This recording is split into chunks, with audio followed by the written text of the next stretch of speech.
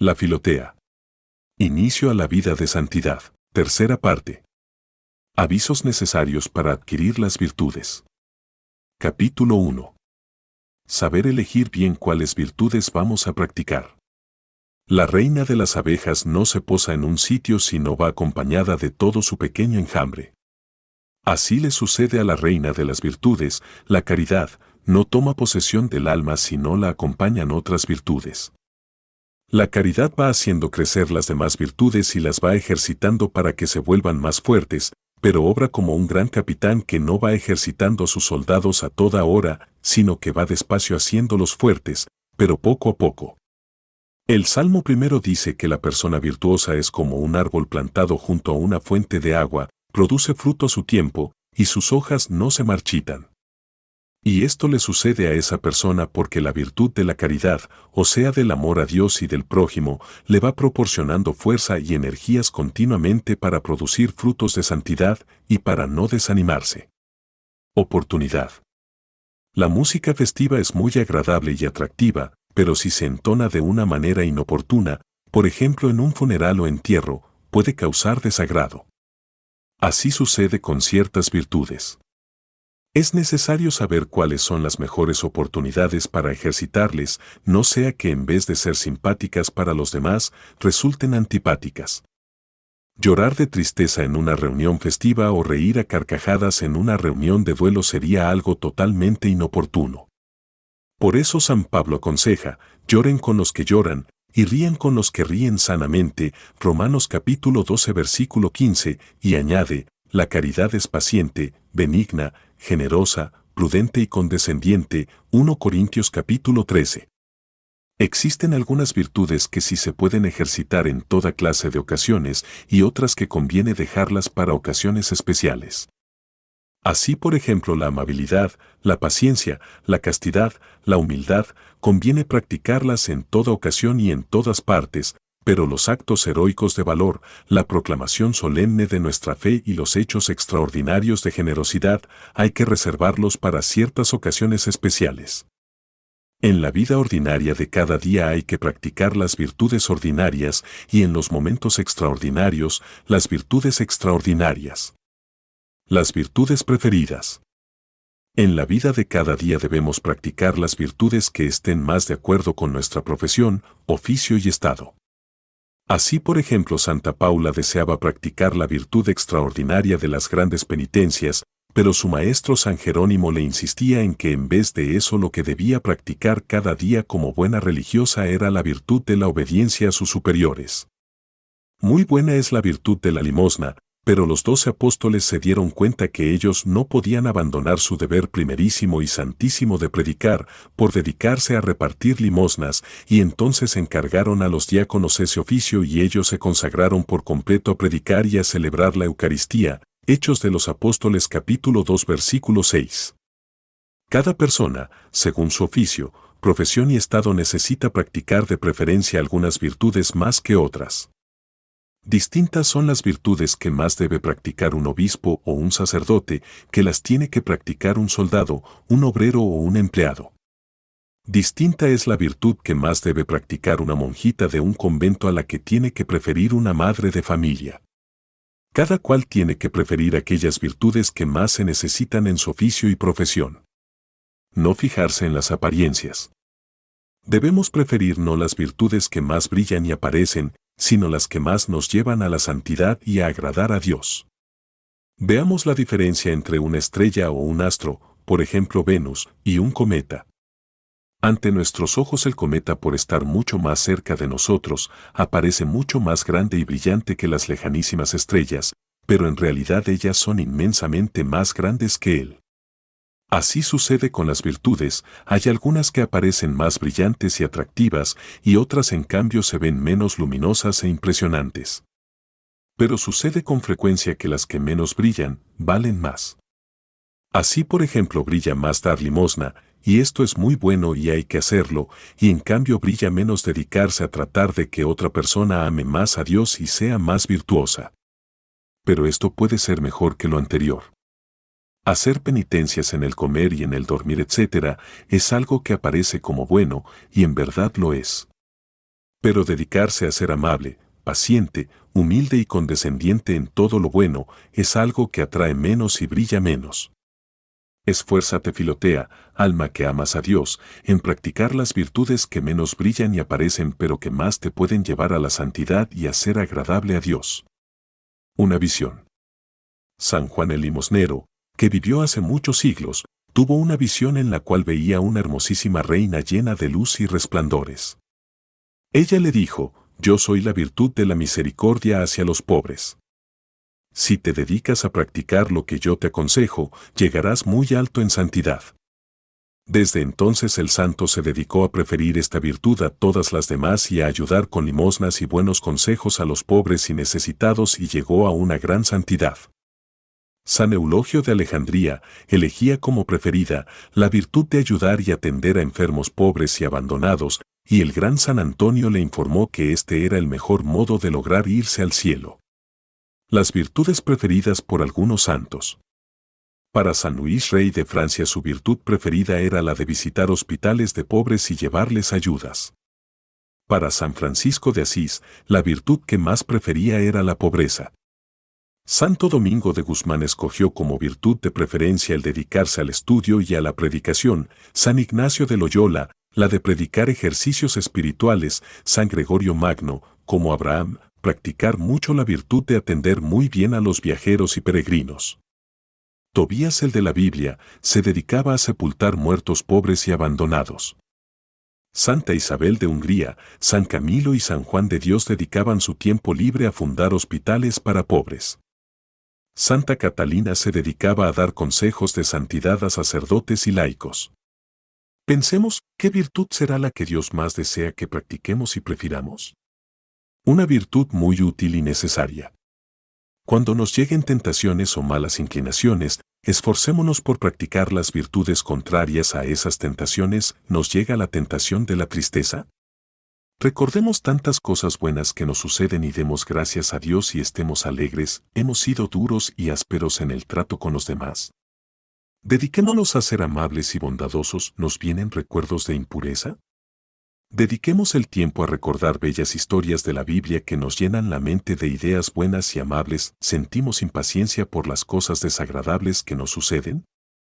Digamos como el santo Job: Dios me lo dio, Dios me lo quitó. Bendito sea Dios, y tratemos de que se pueda decir de cada uno de nosotros en esos casos lo que de ese santo dice la Sagrada Escritura: en todo ese tiempo de angustia, Job no pecó con su lengua. Virtud utilísima, la que es contraria a las tentaciones que nos llegan. Capítulo 2. Algo que en los principiantes puede ser virtud, pero en los adelantados ya no lo es. San Agustín decía que ciertos comportamientos son dignos de alabanza en los principiantes en la vida de perfección, pero que a los que ya están adelantados ya no se les puede felicitar si los siguen teniendo. Así, por ejemplo, el temor exagerado de disgustar a Dios es algo muy útil en quienes acaban de dejar su vida de pecado, y es señal de que su conciencia es sensible a todo aquello que le pueda hacer daño al alma. Pero si después de bastante tiempo de estar trabajando por conseguir la virtud, todavía se sigue teniendo este miedo exagerado, que hasta se puede convertir en escrúpulo o error de ver pecado donde no lo hay, entonces ya esto es digno de reproche, porque en la persona virtuosa el temor debe ir siendo reemplazado por el amor. El ejemplo de San Bernardo. Este gran santo, del año 1111, al principio de su sacerdocio era sumamente riguroso con los que buscaban su dirección espiritual. En la confesión reprendía fuertemente cualquier falta cometida. A sus aprendices de santidad les aconsejaba ideales tan altos que ellos tendían a desanimarse en seguir trabajando por la perfección. Pero como apenas eran los inicios de su vida sacerdotal, aquello era una cualidad que demostraba cuán grande era el deseo de este sacerdote de que las almas volaran rápido hacia la santidad. Una corrección. Más le sucedió que en una visión nuestro Señor le hizo la corrección que ya había hecho al riguroso profeta Elías en el monte Horeb cuando llegó un ventarrón y allí no estaba Dios. Luego vino un terremoto y allí tampoco estaba Dios, y finalmente sopló una suave brisa, y ahí sí estaba Dios. 1 Reyes capítulo 19. Desde entonces San Bernardo se convenció de que con quienes tienen enfermedades del alma hay que ser tan comprensivos como con quienes tienen enfermedades del cuerpo, y se volvió mucho más suave, más paciente, y tan bondadoso que pudo repetir las palabras de San Pablo: me hice débil para comprender a los débiles, para salvarlos a todos. 1 Corintios capítulo 9. Si San Bernardo hubiera seguido ya después de mucho tiempo siendo tan intransigente como lo era al principio, ya esto no había sido en él una cualidad sino un defecto. Santa Paula. Cuenta San Jerónimo que su discípula Santa Paula cuando era joven no lograba aceptar la muerte de sus seres queridos y cuando esto sucedía sentía que se moría de pesar. Y además se dedicaba a penitencias exageradas que le dañaban su salud. Esto en una persona principiante se logra comprender. Lo grave sería que después de mucho tiempo siguiera con esos mismos comportamientos, porque entonces ya sería digno de reproche este proceder. La fiebre en quien está empezando a sentir una enfermedad es buena señal de que su cuerpo está reaccionando contra la enfermedad. Pero si esa fiebre continuara por mucho tiempo, eso ya sería una mala señal de que algo grave pasa por allí. Filotea, alma creyente, no nos desanimemos porque al principio practicamos las virtudes muy imperfectamente. Que esto le sucedió también a los santos y a las santas. Pero tratemos de que vaya mejorando nuestro modo de comportarnos. Jesús decía que hay que ser prudentes como las serpientes, o sea, saber evitar a tiempo lo que nos pueda traer daños, y consultar a sacerdotes y personas bien instruidas para no equivocarnos en el camino de la perfección. Un engaño. Existen ciertas cosas que no son virtudes sino equivocaciones. Por ejemplo, imaginarse que se están recibiendo mensajes celestiales. Me habló la Virgen, me dijo Dios en sueños, etc. Esto no sucede sino a grandes santos y santas. Vamos a imaginar que nosotros pertenecemos a ese grupo tan especial. Probablemente no. Contentémonos con ser gente de bien, pero personas ordinarias, sin nada de extraordinario o especial.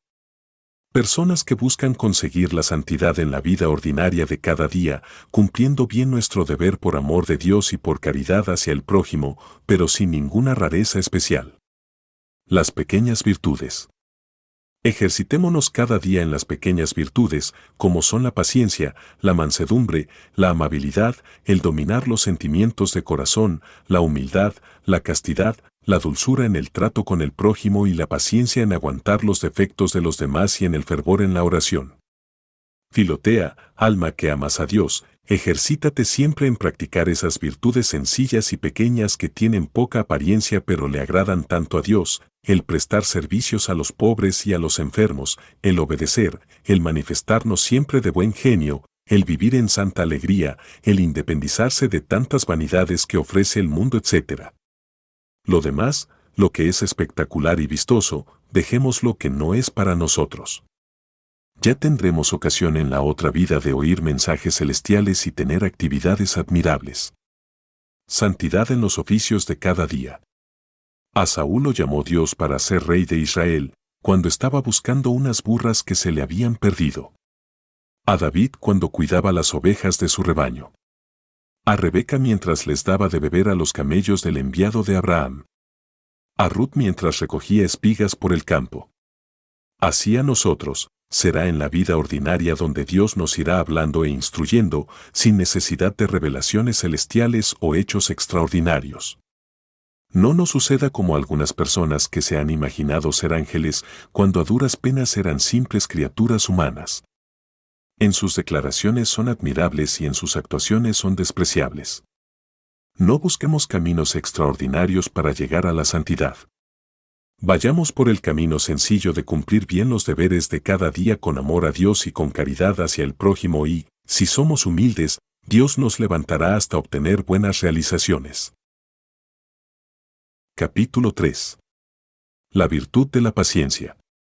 La carta a los Hebreos, en la Santa Biblia, dice: necesitamos paciencia en los sufrimientos, para cumplir así la voluntad de Dios y conseguir los premios que Él nos ha prometido. Hebreos capítulo 10 versículo 36.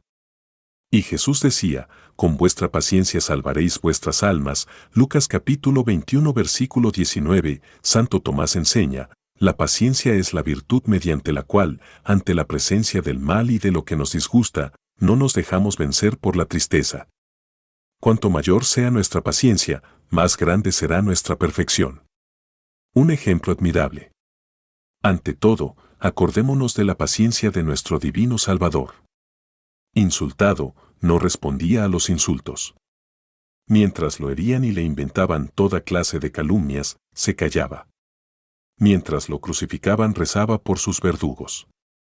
Imitemos a Jesucristo aceptando con la mayor mansedumbre que podamos las penas y aflicciones y contrariedades que nos vayan llegando. Los sufrimientos no vistosos. No limitemos nuestra paciencia únicamente a sufrimientos virtuosos. Hay quienes solamente aceptan sufrimientos honrosos, por ejemplo, ser heridos en la guerra por defender la patria, ser insultados por defender públicamente nuestra santa religión, quedarse pobres por no colaborar con un gran robo, etc. Esas personas lo que aman no son los sufrimientos, sino la gloria y el honor que esos sufrimientos pueden traer. Quien verdaderamente es paciente y ama a Dios, acepta los sufrimientos que no traen gloria sino humillación. Por ejemplo, ser reprendidos ásperamente delante de los demás, que nos inventen lo que no hemos hecho, ser despreciados o ignorados o dejados a un lado por amigos, compañeros y hasta por familiares. San Carlos, gran arzobispo de Milán, soportó por mucho tiempo los ataques injustos que un orador le lanzaba en sus discursos. San Camilo aguantaba con paciencia las burlas y desprecios de sus compañeros que se oponían a que él, que no tenía cualidades especiales, se atreviera a fundar una comunidad para atender enfermos. Diferencia. Así como es mucho más dolorosa la picadura de una avispa que la de un mosquito, también nos resultan más dolorosas las incomprensiones y los ataques de las personas de las cuales podríamos esperar comprensión y alabanza. Y sucede frecuentemente que personas por lo demás muy buenas resultan persiguiendo e incomprendiendo a otras injustamente, solamente porque tienen distintas opiniones y diversos modos de ver las cosas. Y esto hace sufrir fuertemente, pero también sirve para ganar muchos premios para la eternidad y crecer en la humildad. Santa Teresa decía que las incomprensiones son como un par de tijeras con las cuales Dios corta los lazos que nos amarran a la tierra, al que dirán las criaturas, y nos permiten elevar el espíritu hacia el cielo y fijarnos solamente en lo que opina nuestro Dios. Las consecuencias. Hay que ser pacientes no solo con las contrariedades que nos llegan, sino con las consecuencias que se derivan de esas contrariedades.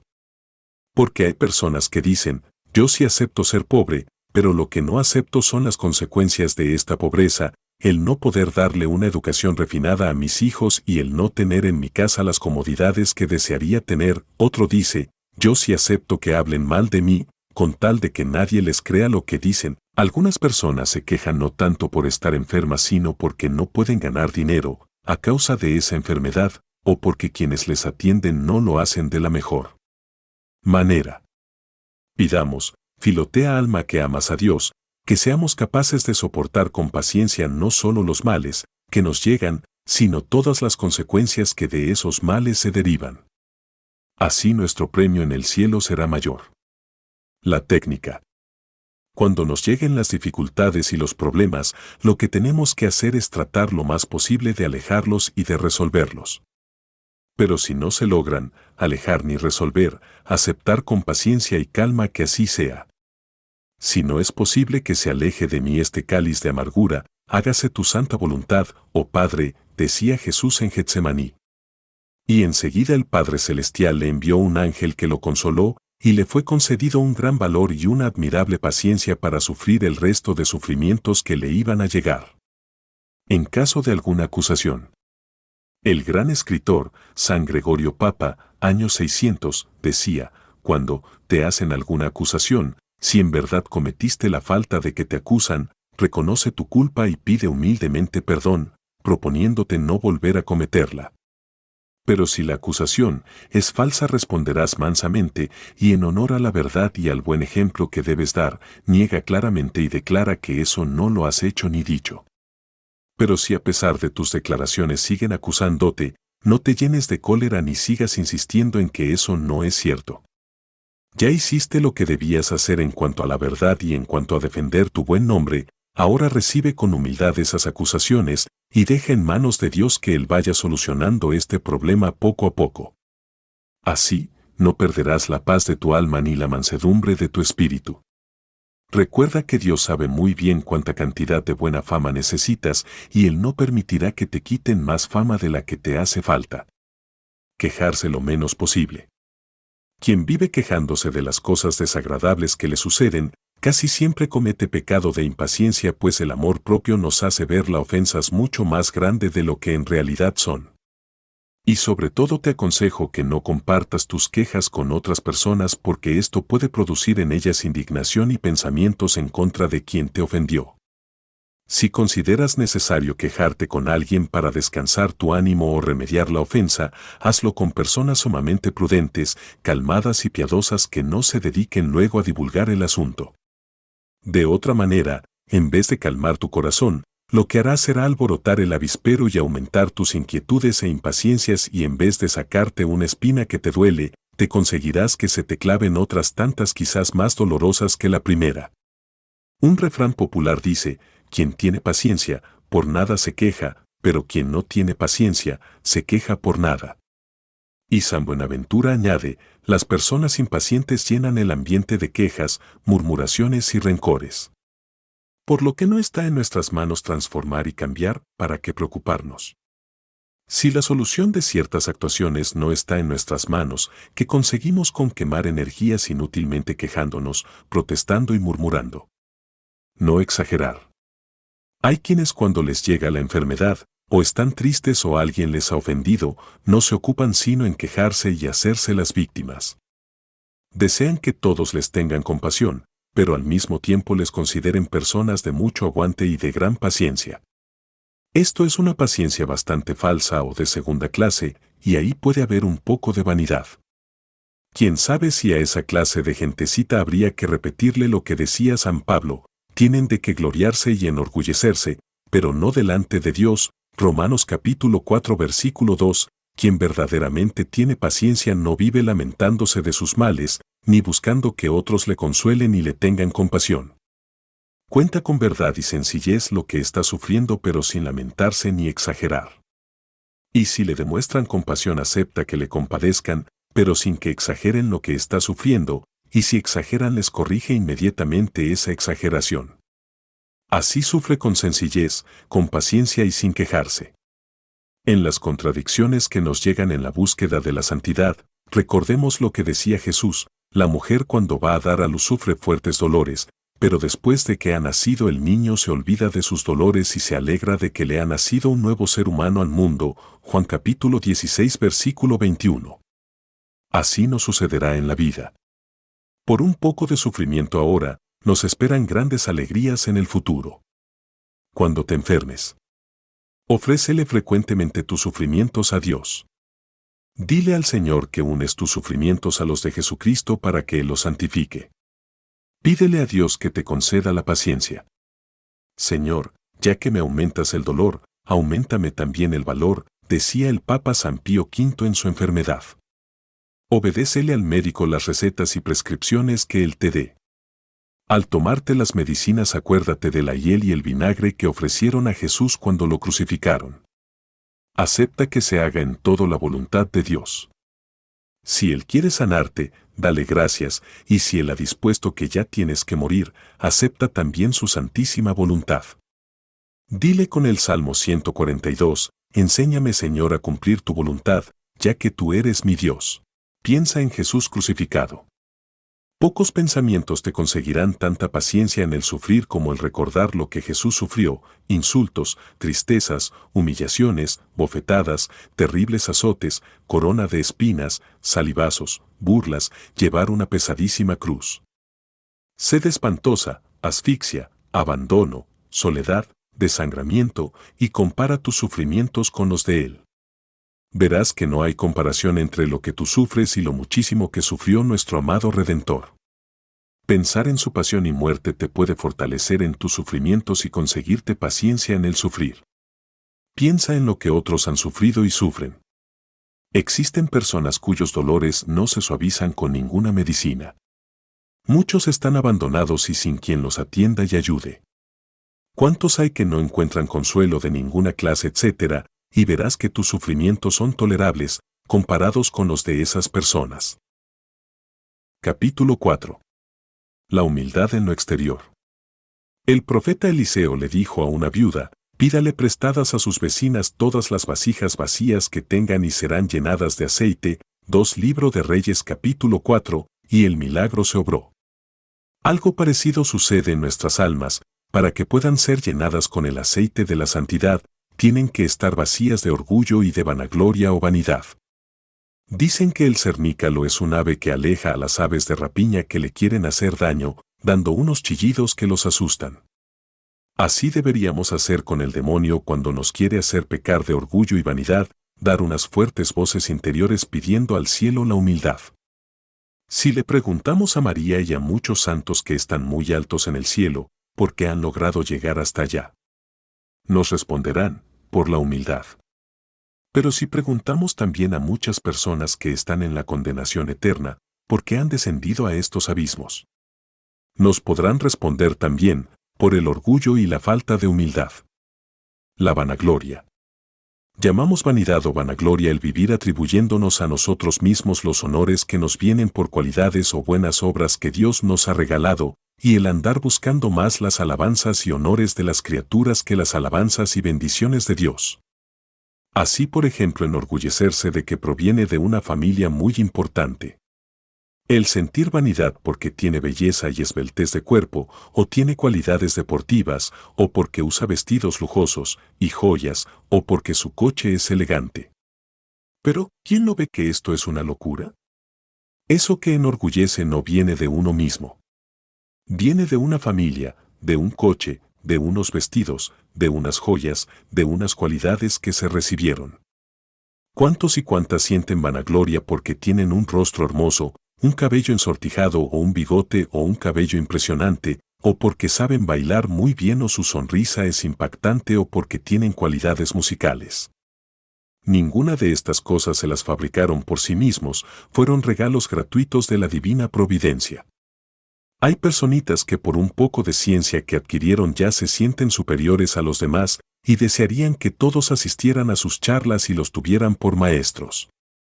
Todo esto es, como dice el autor sagrado, vanidad de vanidades, y solo vanidad. Eclesiastés capítulo 1. Una prueba. Dicen que para conocer cuál bálsamo o ungüento es el auténtico y verdadero, hay que echarlo entre agua. Y si se va al fondo, es auténtico. Algo parecido hay que hacer con las personas, si van al fondo, si lo que buscan no es aparecer ante los demás, ni conseguir elogios ni felicitaciones pasajeras, sino agradar a Dios y hacer el mayor bien posible a los demás, su santidad es auténtica. Pero si se quedan flotando entre los deseos de que les feliciten y les estimen y les aplaudan y aprecien, su santidad no es verdadera. Existen frutas muy hermosas en el exterior, pero por dentro están llenas de gusanos. Así sucede con las personas llenas de orgullo y vanidad. Por fuera aparecen agradables y de atractiva virtud, pero por dentro están llenas de vanagloria. El nardo es una flor que exhala sus mejores aromas cuando alguien la pisa. Algo parecido nos sucede en la santidad. Cuanto más machacamos el orgullo por medio de la humildad, mayores buenos olores de santidad producen. Los honores. Si estamos obsesionados por los puestos, por las atenciones, por los títulos, además de que nos exponemos muchas críticas de la gente, nuestra actitud se vuelve despreciable, porque los honores son estimables cuando se ofrecen y conceden a los demás, pero se vuelven despreciables cuando se buscan y se piden. Y nos puede pasar como al pavo real, que al extender todas sus hermosas plumas para aparecer elegante, deja ver su monstruoso y feo esqueleto, o como las flores que en su jardín son muy hermosas, pero si se manosean se vuelven feas y se marchitan. Nos puede pasar como la mandrágora, una planta que si se huele desde lejos resulta agradable su olor para el olfato, pero si se huele fuertemente y desde cerca, produce borrachera y mareos. Así pasa con los honores, son agradables para quienes los aceptan y reciben desde cierta distancia, pero a quienes se dedican a buscarlos con afán y a acercarlos mucho a ellos, les producen mareos de vanagloria y borrachera de orgullo y hasta de desilusión. Detalles que no valen. Quienes buscan la virtud merecen aprecio porque lo que pretenden es amar a Dios y al prójimo y vencerse a sí mismos. Pero quienes lo que buscan es la vanagloria, se hacen despreciables. Las personas de ánimo noble y elevado no se detienen a pensar si les saludaron con cortesía, si les dieron las gracias por sus favores, si les concedieron un puesto de honor, etc. Estos detalles no les parecen tan importantes, sino que lo que buscan es que Dios quede contento y poder hacer a los demás el mayor bien posible. Pero la gente vanidosa sí vive pendiente de esto que vale tan poca cosa, que tal que pudiendo llenarnos nuestros bolsillos de perlas finas, solamente buscáramos llenarlos de pequeños caracoles que nada valen en el mercado. En vez de tratar de conseguir virtudes que van a tener tanto premio en la eternidad, dedicarse a buscar pequeños honores que se desvanecen como desaparece el humo. No rechazar todos los honores. No es necesario ni inconveniente rechazar todos los honores y las muestras de aprecio y cariño que nos dan los demás. Todo ello puede ser señal o de afecto y hasta de gratitud. Los colonos que regresaban de América a Europa después de varios años de esfuerzos y de trabajos no solamente llevaban oro y plata para aumentar sus riquezas, sino también micos y papagayos para distracción. Así podemos hacer nosotros. No solo buscar el oro y la plata que son las virtudes y lo que mucho agrada a Dios, sino aceptar también aquellas alabanzas, honores y felicitaciones que por causa de nuestro cargo o de la buena voluntad de los demás nos ofrecen. Rechazarlas del todo sería como una señal de desprecio. Pero en el fondo del alma repetiremos las frases del Salmo 115, no a nosotros, Señor, no a nosotros sino a tu nombre, sean dados la gloria y el honor. Capítulo 5. La humildad es la verdad. Existen personas que no se atreven ni siquiera a pensar en los dones y favores y cualidades que Dios les ha dado por temor al orgullo y a la vanagloria. Esto es una equivocación. Santa Teresa repetía que la humildad es la verdad. ¿Por qué negar las cualidades y los éxitos que nuestro Señor nos ha regalado? No andaremos pregonando esto ni hablando de ese tema, pero tampoco podemos negar que el Creador haya sido tan supremamente generoso con nosotros. Eso sería una ingratitud y una mentira. Santo Tomás decía que un provechoso camino para adquirir amor de Dios es recordar los muchos favores que Él nos ha dado y que nos sigue concediendo. Así que cuanto más reconozcamos que hemos recibido favores, cualidades y éxitos de nuestro Señor, tanto más lo amaremos y como los beneficios recibidos personalmente impresionan más que los que se reciben en grupo, por eso es conveniente que recordemos frecuentemente cuántos beneficios hemos recibido del Creador. Quizás nada pueda ayudarnos tanto a crecer en el amor hacia Dios como el recordar lo inmensamente bueno y generoso que Él ha sido con nosotros, y pocas cosas pueden llevarnos a conseguir la humildad como el recordar lo ingratos y desagradecidos y malos que hemos sido con nuestro más grande bienhechor. Recordemos lo que Dios ha hecho a favor nuestro y lo que nosotros hemos hecho hacia Dios y en contra de Él. Esto nos llevará a sentir más y más amor y gratitud hacia el buen Dios y más humildad y arrepentimiento ante nuestros malos comportamientos. ¿Y no hay peligro? Alguien preguntará, ¿no habrá peligro para mi humildad en el dedicarme a pensar en las cualidades, ayudas, favores y éxitos que nuestro Señor me ha concedido? No, si reconocemos que todo es regalo suyo y nada de esto lo hemos fabricado nosotros o conseguido por nuestro solo esfuerzo. De nosotros mismos no tenemos sino nuestros pecados. Lo bueno, que también es mucho, lo tenemos todo recibido del Creador. Somos como un burrito cargado con bultos de oro. Sigue siendo burro, pero la carga que le han puesto es valiosísima. San Pablo decía, ¿qué tienes tú que no lo hayas recibido? Y si lo has recibido, ¿de qué te enorgulleces? 1 Corintios capítulo 4 versículo 7. ¿Y si nos llega el orgullo? Pues entonces no recordemos únicamente los favores y cualidades que hemos recibido de Dios, sino nuestras incontables faltas, debilidades y culpas. Esto nos llevará a la humildad. En cada triunfo recuerda un momento de debilidad que has tenido. Así no te enorgullecerás. Recordemos lo mal que hemos procedido cuando Dios no ha estado con nosotros y entonces sí que nos convenceremos de que sin su ayuda nada bueno podemos hacer ni conseguir. El ejemplo de la Virgen. María Santísima, cuando Isabel la felicitó por su fe y por las grandes ayudas que había recibido del cielo, exclamó: «Mi alma glorifica al Señor, porque el Poderoso ha hecho obras grandes por mí». Lucas capítulo 1, reconoce que sí ha recibido grandes regalos de Dios, pero que todo es obsequio de su bondad. La humildad de Garabato. A veces decimos que no somos nada, que nada valemos, pero no tenemos ni triste ganas de que nos crean eso que decimos. ¿Qué tal que lo creyeran y lo publicaran? Fingimos escondernos para que nos busquen y nos pregunten. Nos dan ganas de sentarnos en el último puesto de la mesa, pero para que nos llamen y nos coloquen en los primeros puestos. La verdadera humildad no emplea artimañas. La persona humilde no se dedica a hablar de sí misma ni siquiera para humillarse y decir que no vale nada. No demos a entender que queremos ser los últimos si nos estamos muriendo de ganas de ser los primeros. Eso sería mera hipocresía, humildad de Garabato. Las exageraciones. A veces podemos ofrecer los primeros sitios y lugares a personas que sabemos que no los van a aceptar, pero ya nuestro ofrecimiento es una señal de aprecio y una muestra de honor. Otras veces decimos palabras algo exageradas al alabar a otros y reconocer sus méritos, pero puede ser que esto forme parte del modo que tiene la gente de demostrar su gentileza ante los demás. Como lo hacemos por demostrar el aprecio y la estimación hacia los demás, puede tolerarse esa exageración. Claro está que lo ideal sería que las palabras de nuestros labios concordaran con los buenos pensamientos de nuestro corazón. Cuanto mejor pensemos de las demás personas, mejor podremos decirles palabras de felicitación. Detalles de la persona humilde. Quien tiene humildad prefiere que otros digan que no vale nada y que es miserable antes de decirlo personalmente. Y si sabe que otros lo dicen, no se disgusta, pues reconoce que vale poco y es poca cosa en santidad. Repite lo que afirmaba aquella santa: menos mal que critican de mí lo que no es tan escandaloso, que tal que supieran la totalidad de mis pecados. Peligros de una falsa humildad. Algunas personas dicen que no hacen meditación porque eso es propio de almas muy inteligentes y muy espirituales.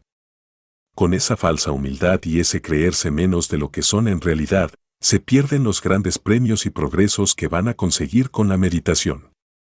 Verdad que no lograrán meditar tan profundamente como un Santo Tomás de Aquino, pero sí lo lograrán hacer como un sencillo aldeano, y ese también le gusta a Dios. Otros dicen que no comulgan porque no se sienten con el alma totalmente limpia.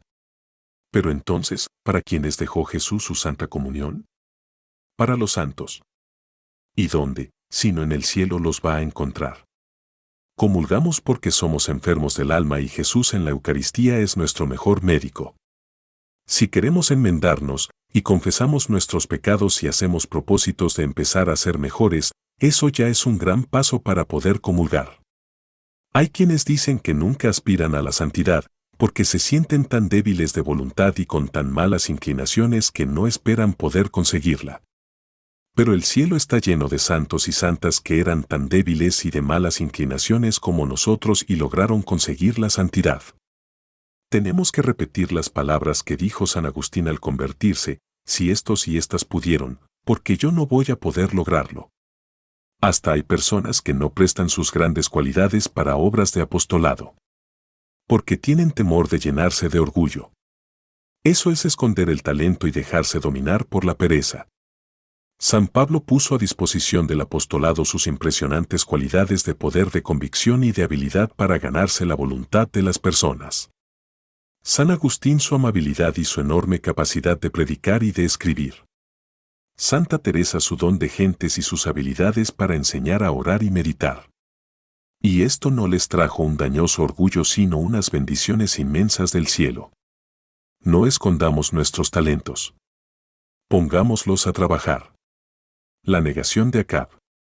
El profeta Isaías le dijo al malvado rey Acab: pida una señal en el cielo, por difícil que sea, y le será concedida, y el impío rey respondió: yo no pediré ninguna señal del cielo porque no quiero poner a prueba el poder de Dios. Isaías capítulo 7 versículo 11. Aparenta tener un gran respeto hacia Dios, pero lo que pasa es que por la falsa humildad no se atreve a pedir favores especiales del cielo. Se le olvidó que cuando nuestro Señor quiere obsequiarnos sus favores especiales, lo mejor que podemos hacer es recibirlos. Si Jesús dijo, sean perfectos como mi Padre Celestial es perfecto, Mateo capítulo 5 versículo 48, ¿por qué no aspirar también nosotros a ir consiguiendo poco a poco la perfección? Diferencias. Quien tiene el alma llena de orgullo y de vanidad no se atreve a intentar obras especiales de apostolado y de santidad por miedo a fracasar. En cambio, quien tiene humildad verdadera se arriesga a emprender obras difíciles y cuanto más débil se siente, más confía en Dios y llega hasta el atrevimiento y la osadía y temeridad o extrema valentía, sabiendo que a Dios le gusta demostrar su inmenso poder en personas llenas de miseria y debilidad, y que donde más abunda la pobreza de medios humanos, más logrará brillar el poder divino en sus intervenciones.